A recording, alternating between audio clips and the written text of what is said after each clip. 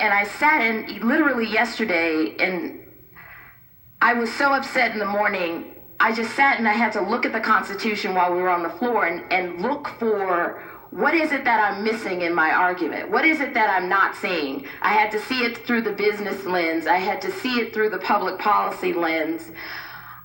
And I kept saying, does this serve the general welfare of the public?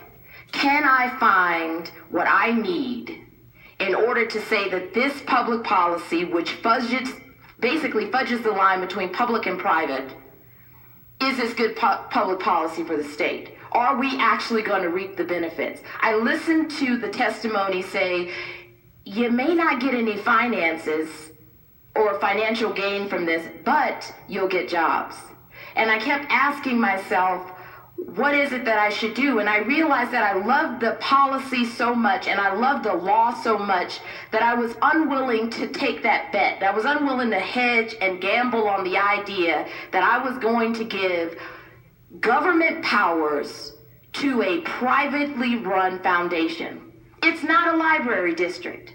At nowhere in that bill could you have given me the argument that it was going to serve the equal purpose of a library district or a water district. And I thought, just because we can do the law that way doesn't mean that we should.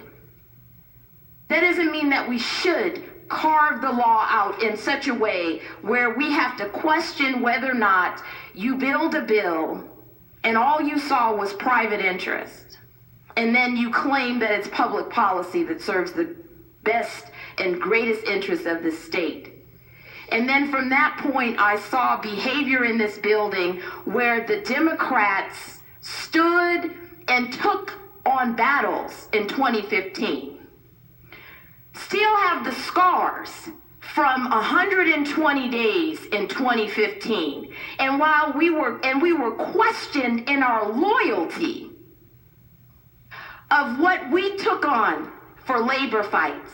And I got mad because I was just like, how dare someone tell me how in government affairs I stood there and I found every argument I could to prove the opposite so we could defend and fight for 120 days. And then on the one time out of 50 that I don't go your way, I'm nothing but trash.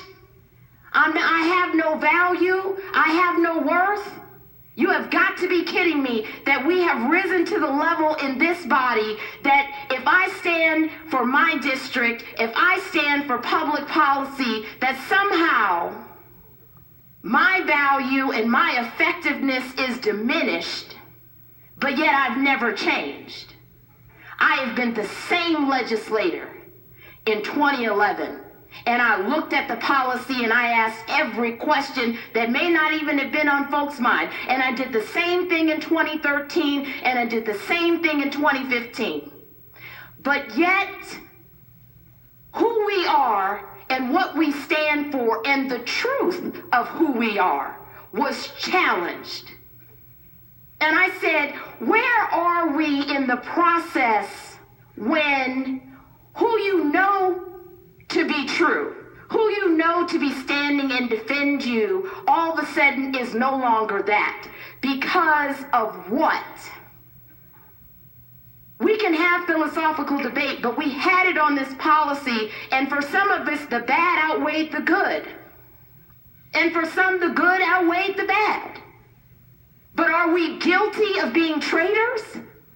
I think not. And then I watched how they wanted to come after my dear friend and challenge her effectiveness because somehow she couldn't bring us to the table, but yet she's a policy person herself. And I said, how dare somebody come in here and try to lay things on you as if you have no right to stand for your caucus, as if you have no right to come in this building and try to do the best job that you can as a leader. And I found it interesting that she was good in 2013. She was always rational, policy-based, solid, kind, and next thing you know, she was weak and something else. And I said to myself, are you really driving your thoughts based on reality or your own selfish need? Because this is not a body that is supposed to serve the selfish interest of a private group. It has never been that. The Constitution doesn't say that. It is said it is set up for the business of the people of this state. And in nowhere did I read in that Constitution that entertainment found equal weight to education and health care. Nowhere in that document did I see that. And you will never get me to say that the general welfare of the people, that entertainment has equal weight to education, that it is equal weight to health. You will never make that argument to me and get me to say, yes, that's true. It is an activity. It doesn't serve a fundamental process where we all grow, benefit, become healthy, become smarter, become more intelligent. Those are not the foundations of it. But yet I watch people tell me, I know you're rational, so why don't you see the good in this? I didn't see it as good public policy for us. And that's why I voted no.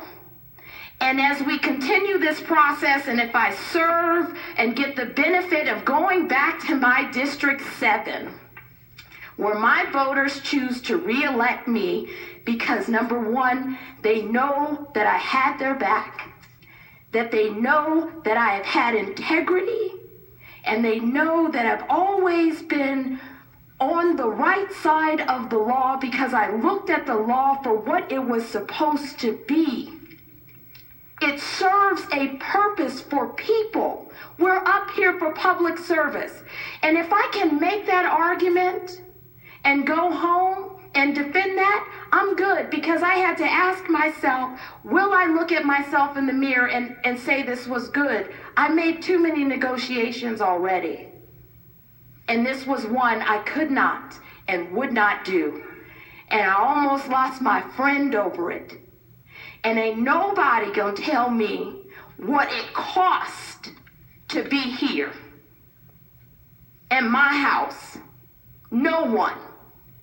And if you want to challenge my loyalty from this day forward as supporting the working people, then you don't know me, and you don't know, and to me you're selfish, because that means you can't see the bigger picture of who we are and what we stood for, and that you don't care that we got the battle scars for you, and you don't care that we fought every day for you, and that you're going to weigh everything that we did and cast us out for one.